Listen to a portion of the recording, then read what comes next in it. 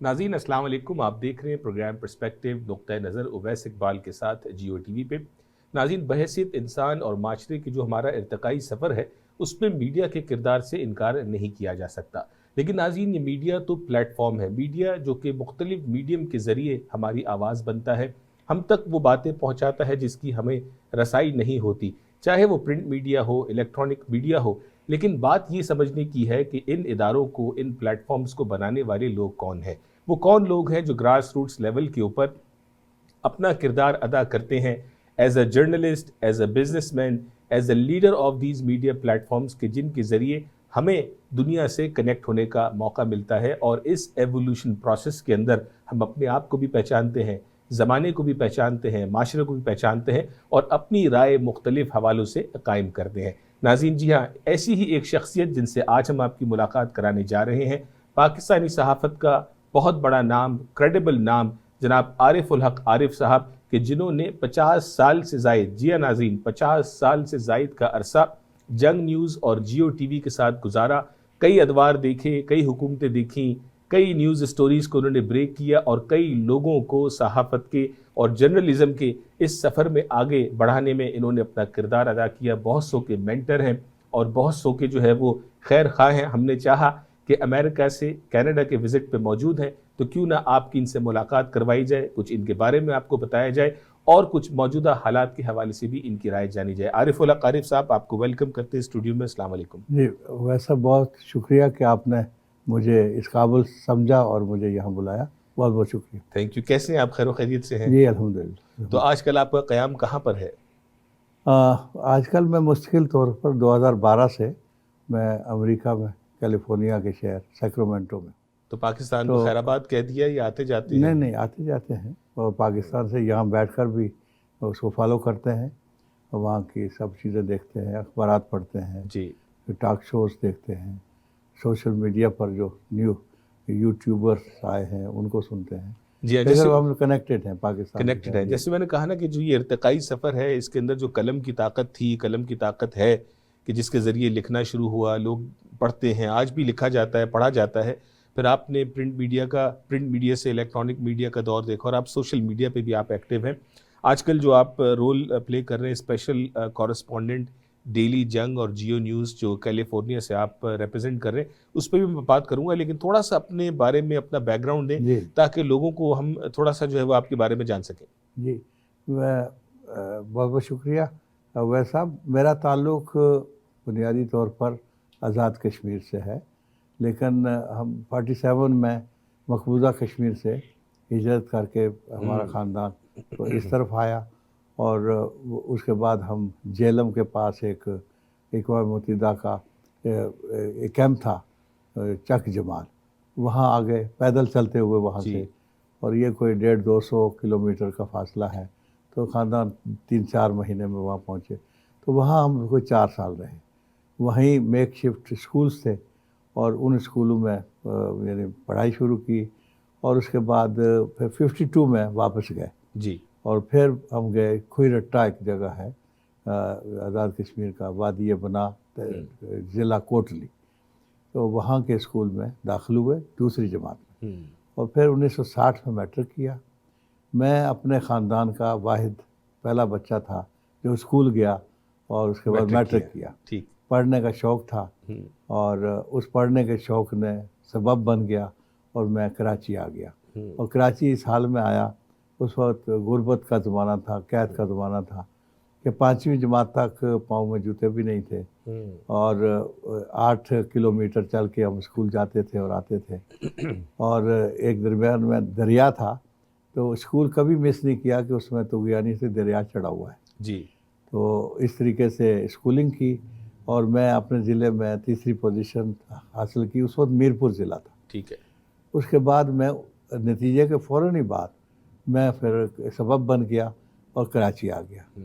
और कराची इस हालत में आया कि एक जोड़ा कपड़ा जो पहने हुआ था वो था, 25 रुपये उधार लिए, जो कराची तक का ख़र्चा 18 रुपये ट्रांसपोर्ट का और रेल का और 7 रुपये खाने पीने के।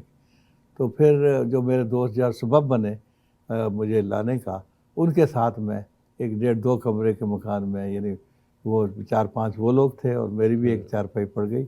اور 3 مہینے کے لیے میں ان کے پاس رہا. میرے پاس کچھ نہیں تھا, انہوں نے برداشت کیا, بڑے آدمی تھے میرے پہلے وہ محسن ہیں.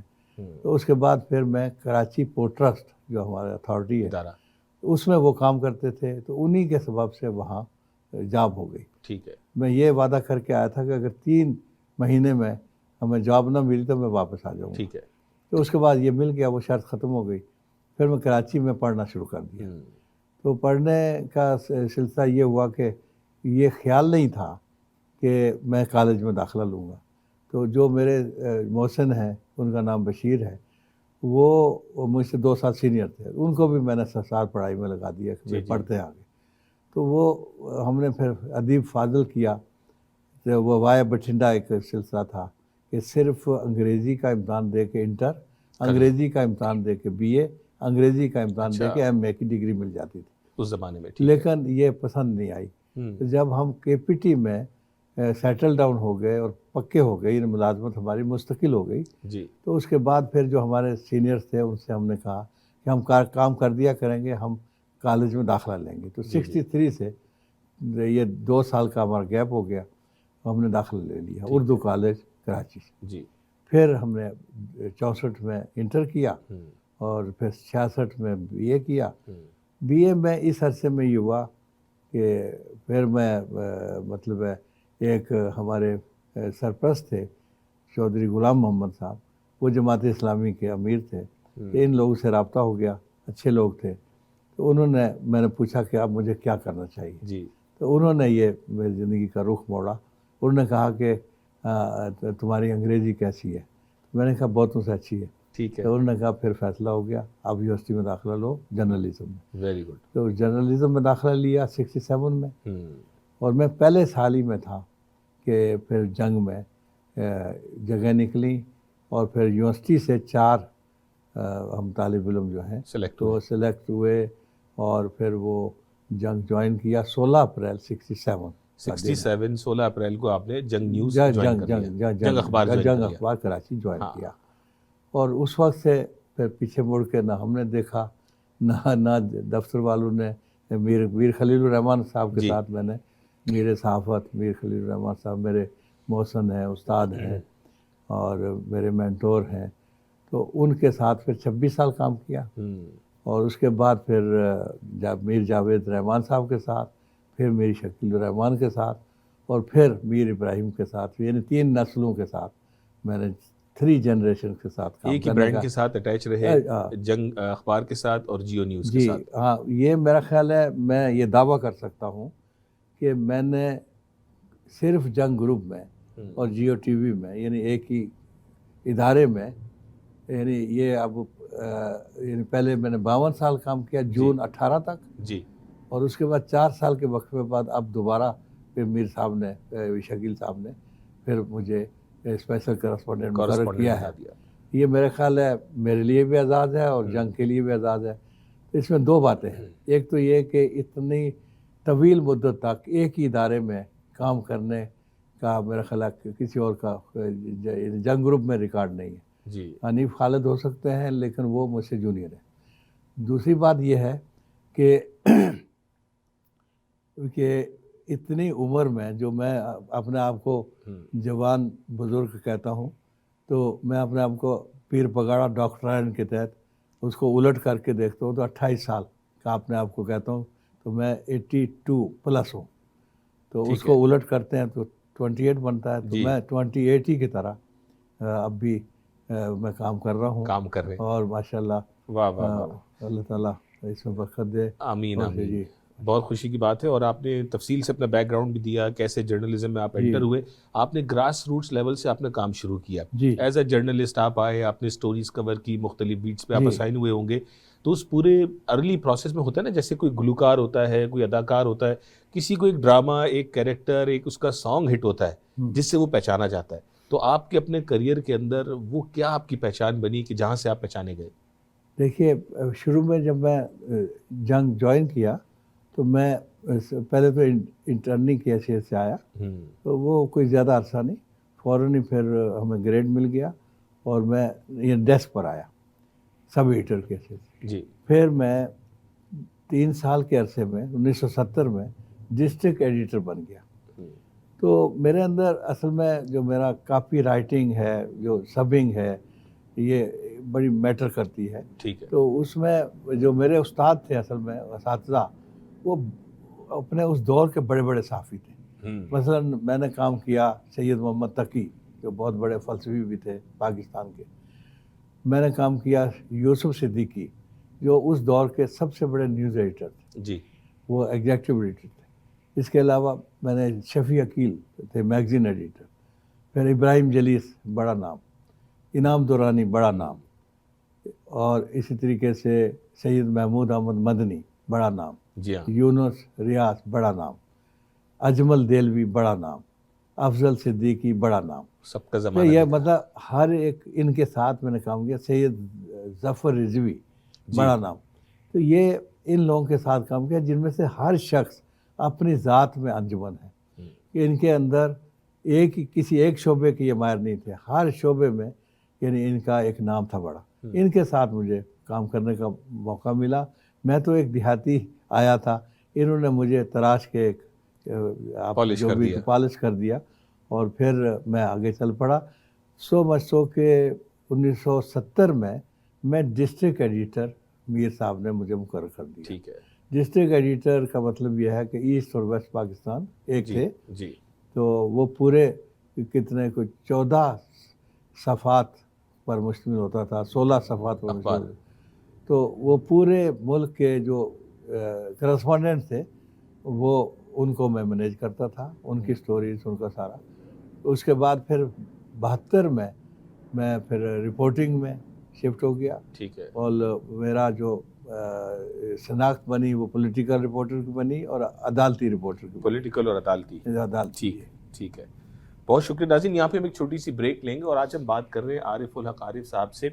بعض اوقات ناظرین تھوڑا سا پاز لے کے ہسٹری میں جا کے دیکھنا بھی ضروری ہے کہ وہ کون لوگ ہیں کہ جنہوں نے پاکستانی میڈیا کو یہاں تک پہنچایا کہ جہاں پہ آج ہم دیکھتے ہیں کہ ہمارے ملک میں بہت سارے پلیٹ فارمز موجود ہیں، پرنٹ، الیکٹرانک، ہر طرح کے میڈیا اور حتیٰ کہ سوشل میڈیا کی شکل میں، کہ جن کے ذریعے ہم وہ انفارمیشن حاصل کر پاتے ہیں کہ جو ہر عام آدمی کی رسائی میں موجود نہیں. بریک کے بعد جب واپس آئیں گے تو عارف الحق عارف صاحب سے گفتگو کو مزید کنٹینیو کریں گے اور جانیں گے کہ کیا ان کے اس 50 سالہ جو ہے وہ صحافی سفر میں، کہ جہاں پہ ان کی بڑی قائدانہ صلاحیتیں تھیں اور بڑی جلدی یہ پروموٹ ہوتے رہے اور لیڈرشپ رول کے اندر آتے چلے گئے، پھر جیو ٹی وی میں آئے، تو کہیں کوئی ان کو ریگریٹ بھی ہے. اور آج کا جو موجودہ جو بیانیہ ہے، جو نیریٹو ہے پاکستان کا، اس میں ان کی کیا رائے ہے. ہم نے ان کی لکھائی بھی پڑھی، ان کی گفتگو بھی ہم نے سنی، لیکن آج ہم ذرا ان کی زبانی ٹی وی کے اوپر جانیں گے کہ کیا اس وقت پاکستان کی صورتحال ہے اور جرنلزم جو ہے وہ کس طرف آگے بڑھ رہا ہے. ناظرین بریک کے بعد بھی ہمارے ساتھ رہیے گا.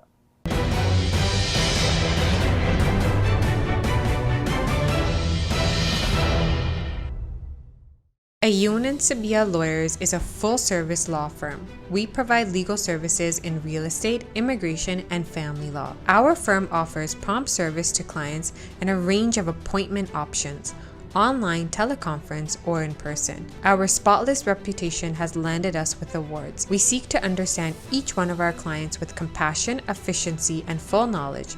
This is our way of doing business. We are one call away. 905-232-2793. I'm here in the camps. This is Hamoudi. He's 2 years old, and he's got his loaf of bread. Look, he's looking after his family. This is the loaf of bread that he's going to take back to his family. Can you believe it? At this age, guys, they're looking after their parents.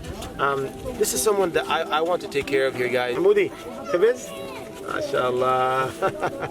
Donate now, guys. Assalamu alaikum wa rahmatullahi wa barakatuh. ہمارا رویہ اور طرز عمل دونوں جنم لیتے ہیں ہمارے احساسات اور جذبات سے، جو وجود پاتے ہیں ہماری سوچ اور نقطہ نظر سے. مثبت سوچ رکھنا اور ہر معاملے میں نقطہ فہم ہونا بنتا ہے باعث انسانوں اور معاشروں کے درمیان اچھے باہمی تعلقات کا اور برداشت کا. تو آئیں شامل ہو جائیں مثبت سوچ کے اس سفر میں. دیکھیے پروگرام نقطہ نظر اویس اقبال کے ساتھ صرف جیو ٹی وی پر.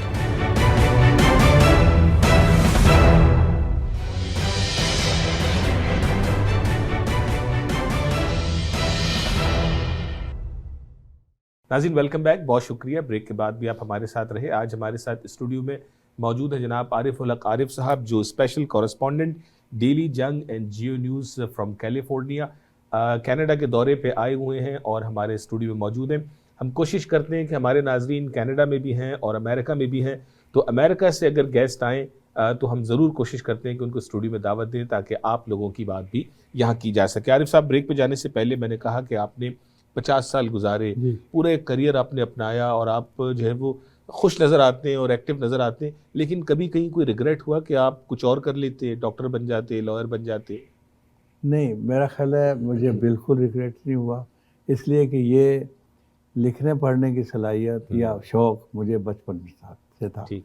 मेरी सबसे पहली खबर जो है वो जो बिल्कुल ना जाने में एक अपने गांव में एक वाक़या हुआ जी, तो नागवार सा वाक़या हुआ, तो उसकी मैंने खबर जो है वो ऐसे ही लिख के ख़त लिख के मैंने कोहिस्तान को भेज दी। ठीक है। तो हम पढ़ते थे वहाँ, तो फिर उसी शहर की डेट लाइन से वो खबर कोई 15-20 दिन के बाद तो मुख्तसर होकर लग के आ गई। तो वो बड़ी खुशी हुई कि मेरी पहली खबर लग गई, और इस तरीके से मुझे पता नहीं था कैसे खबर भेजते हैं, नुमाइंदा कौन है क्या है, तो ऐसे भेज दी। तो उसके बाद फिर मैं कराची आया तो भी लिखने पढ़ने का, फिर मैंने उर्दू फाजिल किया था तो उसमें भी उर्दू लिखने का शौक़ था, अंग्रेज़ी लिखने का शौक़ था। तो ये इस, लेकिन सहाफ़त में आने का शौक़ तो नहीं था, लेकिन मेरी तरबियत हो रही थी। मैं इस्लामी जमी तलबा में आया 64 में। ठीक है। सैयद मुनव्वर हसन साहब नाज़िम थे, तो उन्होंने मेरी इस खूबी को देखते हुए मुझे नाज़िम नशर इरशाद कराची मुकर्रर किया। तो ये भी एक तरबियत थी, बिल्कुल ठीक। वो उसकी खबरें बनाना, इत्तलात में आ गए। उसके बाद फिर हमारे जंग लंदन के ज़हूर नियाज़ी मेरे क्लासमेट हैं, तो वो सेक्रेटरी जनरल बन गए। वो थे पहले नशर इरशाद के मरकज़ के, ईस्ट एंड वेस्ट पाकिस्तान पूरे जी। तो वो उधर चले गए तो मैं फिर मरकज़ का सेक्रेटरी नशर इरशाद हो गया, तो और ज़्यादा आ गया। फिर हम बानी हैं मुनव्वर साहब की क़यादत में हम कदम एक मंथली न्यूज़ लेटर जारी किया। तो वो हम दोनों निकालते थे, वो एक तरबियत थी, आपका जो है वो स्टेपिंग स्टोन चलता चला गया। बिल्कुल एक साथ साथ चलता जा रहा। तो फिर जब चौधरी साहब ने ये फैसला कर दिया तो ये भी मेरे मिजाज के मुताबिक था। तो फिर उन्होंने मुझे भेजा दफ्तर, और फिर उन्होंने इम्तहान लिया मेरा कि लंदन के किसी अखबार का एक मजमून था, वो उन्होंने रखा हुआ था, वो मुझसे तर्जुमा करवाया और फिर उसमें उन्होंने मुझे पास किया। वो उनके पास रिकॉर्ड मौजूद था, फिर जब जगह निकली तो मुझे बुला लिया। तो ये इस तरीके से रुझान था, लेकिन जब हुआ तो मुझे रिग्रेट नहीं हुआ। दूसरी बात ये कि उस जंग जो है उस वक्त भी पाकिस्तान का सबसे बड़ा अखबार था, इशात के लिहाज से, उसके अपने इम्पैक्ट के लिहाज से, और CNN था, आप यूँ कहिए कि CNN था पाकिस्तान का। दुरुस्त। उसमें एक लाइन की खबर भी मानी रखती थी और इम्पैक्ट क्रिएट करती थी। दूसरे अखबारात की जो लीड है वो भी कुछ नहीं करती थी। तो मतलब एक उस अखबार में मुझे अगर मुलाजमत मिल गई इदारती सफ़े में या इदारती शोबे में, तो मैंने कभी फिर सोचा नहीं कि मैं इसको छोड़कर कहीं और जाऊं। और वो उस वक्त से आज तक यानी जंग और जियो टॉपर है, और ऐसा मुझे रिग्रेट नहीं, मुझे बड़े फ़ख्र है कि मैंने इस इदारे के साथ इतना किया, और मुझे फ़ख्र है कि मैंने मीर खलीलुर रहमान के साथ काम किया, उनसे तरबियत पाई और उनकी क़यादत में। बल्कि एक बात बताऊं कि वो मेरी यानी लोगों के लिए शायद ये बात नहीं हो कि उस दौर में HR नहीं था जी। तो मीर साहब ने, मैं टैलेंट हंट के लिए उन्होंने मुझे रखा हुआ था कि आप जो अच्छा सहाफ़ी देखो, अच्छा सब एडिटर देखो, अच्छा रिपोर्टर देखो, अच्छा फीचर राइटर देखो, अच्छा इदारिया नवीस देखो, वो आप मेरे पास लाओ और जितने आप कहोगे उस तरह। तो ये काम मैं करता रहा, और ये कोई ऐलान करदा पोजीशन नहीं थी, लेकिन उनका मुझ पर एतमाद था जिसका मैं हमेशा फ़ख्र किया है, और ये मेरे लिए बड़ी आज़ाद की बात है जी। अच्छा, मेरे पास 3-4 सवालात ऐसे मैं चाहूँगा हमारे नाजरीन जान सकें, मुख्तसरन चूँकि वक्त तेज़ी से गुजर रहा है। एक बात तो ये बताएं कि जो मीडिया का इमेज बिल्डिंग का रोल है जी, ख़ास तौर पे हमारे लोग ज़ाहिर है ये समझते हैं और कहते भी हैं कि अगर जियो TV को देखा जाए या दीगर और दूसरे निजी TVs को देखा जाए, अखबारात को देखा जाए, तो वो सियासी एतबार से या मजहबी एतबार से एक मखसूस जो है वो नैरेटिव क्रिएट कर रहे होते हैं। तो क्या ये बात दुरुस्त है? जी, मीर साहब के ज़माने में जंग سیاست کا بیرومیٹر کہلاتا تھا. ٹھیک ہے. یعنی وہ کہتے تھے کہ جنگ کی خبریں پڑھو, جس طرف جنگ کا جھکاؤ ہو وہی بات ہونے والی ہے. یہ بات مطلب ہے کہ میڈیا اس وقت تو پرنٹ میڈیا تھا, جی جی, اور صرف پی ٹی وی پھر بعد میں آیا, تو مطلب ہے یہ امیج کریٹ تو کرتا ہے, وہ اس میں اثر تو ڈالتا ہے. لیکن کیا وہ امیج کسی کے کہنے پہ کریٹ ہو رہا ہے یا اس اخبار کی اپنی کریڈیبلٹی سے اور سوچ سے کریٹ ہو رہا ہے؟ جی میر صاحب کے زمانے میں تو ایسا نہیں ہوتا تھا. وہ تو کہتے تھے کہ بھئی مجھے اخبار چلانا ہے, اور ملک کے عوام کی جو رائے دیکھتے تھے, ان کا بڑا ویژن تھا, وہ اس کا اظہار وہ اپنے اخبار میں کرتے تھے, اور پھر وہی نتیجہ بھی آ جاتا تھا, لیکن کسی کے کہنے پر نہیں تھا. تو یہ میرا خیال اب شروع ہوا ہے.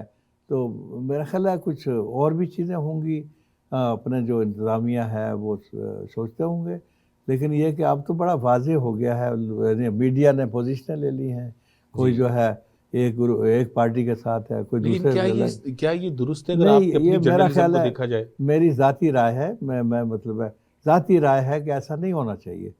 ایسا نہیں ہونا چاہیے. جو ملک کے عوام کی اکثریت جس طرف ہو, جو رائے ہو, اس کا اظہار میڈیا کو بغیر کسی پارٹی کی حمایت کیے اس کا اظہار کرنا چاہیے, اور اس میں کوئی ایسی بات نہیں ہونی چاہیے کہ آپ نیوز میں اینگلنگ کریں, آپ اپنے ٹاک شوز میں ایسی چیزیں بیان کریں کہ جس سے ایک پارٹی کی حمایت حاصل ہوتی ہو, دوسری پارٹی کی جو ہے وہ نیگیٹو اس کا امیج کریٹ ہوتا ہے. یہ بات اچھی نہیں ہے. اچھا, اگلی بات یہ بتائیں کہ اب چونکہ اتنا عرصہ آپ نے کام کیا ہے اور بھی جرنلسٹ کام کرتے ہیں, تو اوور ٹائم آپ کے ریلیشن شپس بنتے ہیں سیاستدانوں سے, سماجی اور مذہبی لیڈرز سے, تو کبھی آپ کو ایسی بھی صورتحال کریٹ ہوئی کہ کہیں آپ نے کوئی سوال پوچھنا ہے لیکن آپ کا تعلق ایسا ہو چکا ہے اس شخص سے یا اس شخصیت سے کہ آپ کو ان کو جو ہے وہ بینیفٹ آف ڈاؤٹ اور لیوے دینا پڑتا ہے؟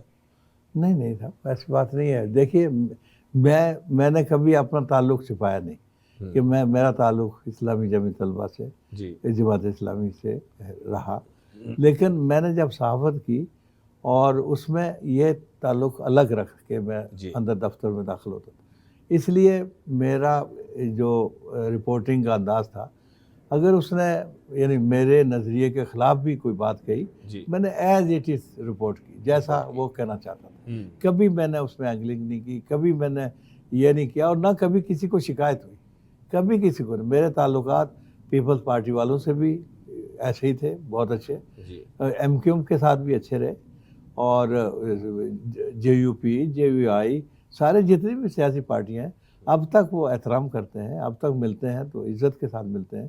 کہ کبھی انہوں نے یہ نہیں کہا کہ بھئی آپ جماعت اسلامی کے تھے اور آپ نے یہ کر دیا, یہ کر دیا.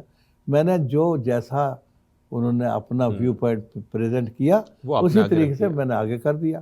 دوسری بات صحافی کی ہوتی ہے کہ آپ دوسرے آدمی کے اعتماد پر پورا اترنا چاہیے. کبھی کبھی وہ ایسی بات بھی کہہ جاتا ہے کہ جو اگر چھپ جائے تو اس کو نقصان پہنچاتی ہے. تو ہم نے کبھی یہ بھی نہیں کیا.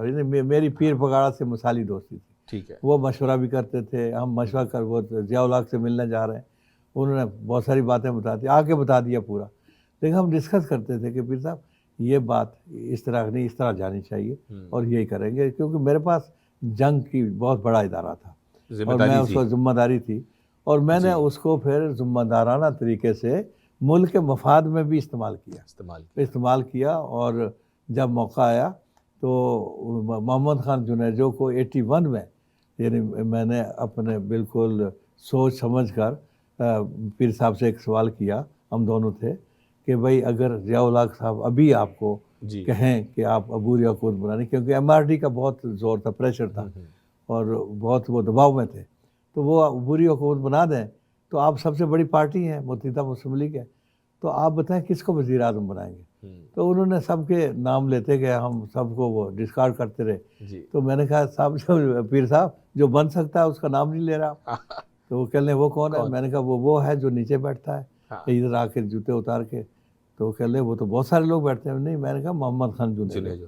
تو پھر جنیجو کو انہوں نے, میں نے کہا میں آج یہ خبر لگا رہا ہوں کہ اگر ضیاء الحق صاحب نے مجھ سے پوچھا کہ کون وزیر اعظم ہو سکتا عبوری, تو میں محمد خان جنیدو کو ادھار دے دوں گا ہاں اور اگر کامیاب ہو گیا ٹھیک، ورنہ واپس لے لوں گا.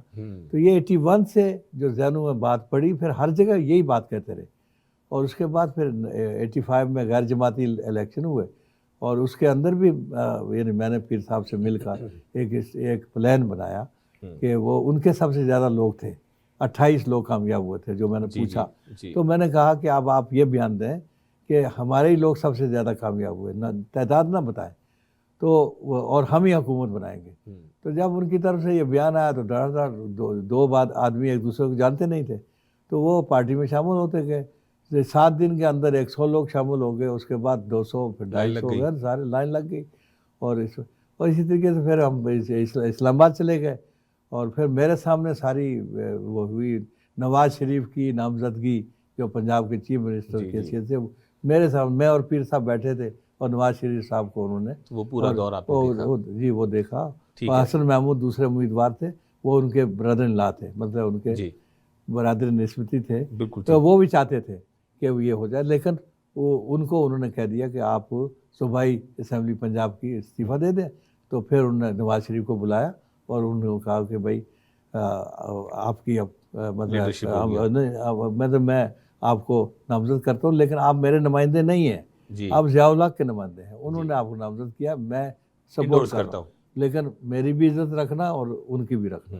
تو یہ بات کہی ہے. زبردست. تو آخری بیپا 1 منٹ رہ گئے، میں چاہوں گا کہ تھوڑا دور حاضر کی بھی ہلکی سی کوئکلی بات کر لیں کہ جو موجودہ صورتحال ہے، عمران خان صاحب، پیپلز پارٹی اور یہ سارا کچھ چل رہا ہے، تو جو اس وقت پاکستان میں جو عوام میں پرسپیکٹیو اور نیریٹو پایا جاتا ہے، اس پہ کوئی آپ کچھ کامنٹ کرنا چاہیں گے مختصر؟ میں صرف یہ کہنا چاہوں گا کہ بظاہر تو یہ جو بھی ہے، میں کسی اور چیز پر نہیں کہوں گا، اس وقت جو بھی صورتحال ہے اس کا واحد علاج یہ ہے کہ غیر جانبدارانہ الیکشن کرا دیے جائیں.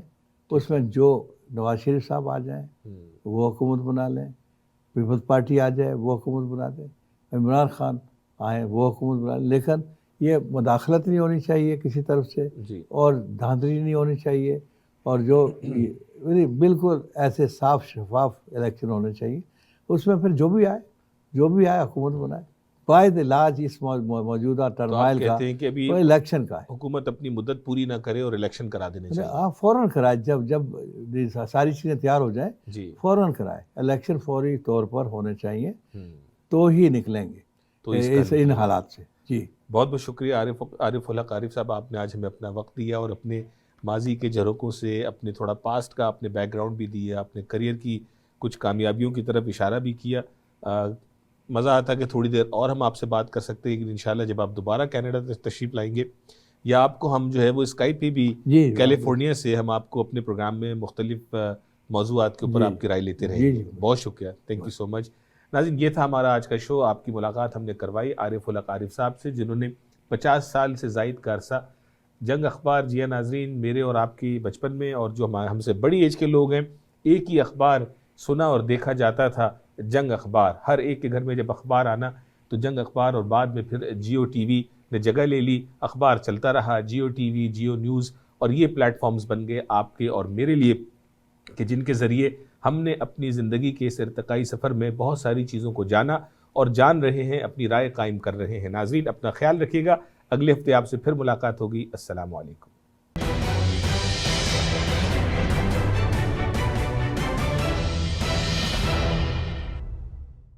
دیکھیے ای آواز ٹی وی لائیو تمام IPTV باکسز پر پاکستانی یا اردو سیکشن میں، یا ہماری ویب سائٹ وزٹ کیجیے eawaz.com.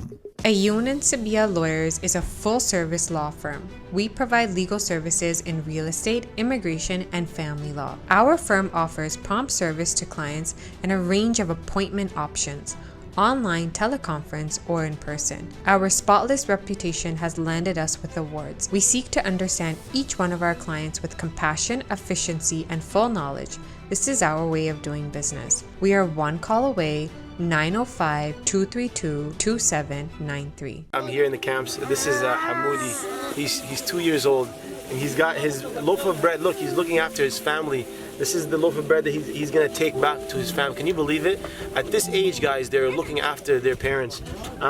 This is someone that I want to take care of here, guys. Hamoudi, Habiz? MashaAllah. Donate now, guys. Assalamu alaikum wa rahmatullahi wa barakatuh. ہمارا رویہ اور طرز عمل دونوں جنم لیتے ہیں ہمارے احساسات اور جذبات سے، جو وجود پاتے ہیں ہماری سوچ اور نقطۂ نظر سے۔ مثبت سوچ رکھنا اور ہر معاملے میں نقطہ فہم ہونا بنتا ہے باعث انسانوں اور معاشروں کے درمیان اچھے باہمی تعلقات کا اور برداشت کا۔ تو آئیں شامل ہو جائیں مثبت سوچ کے اس سفر میں۔ دیکھیے پروگرام نقطۂ نظر اویس اقبال کے ساتھ صرف جیو ٹی وی پر۔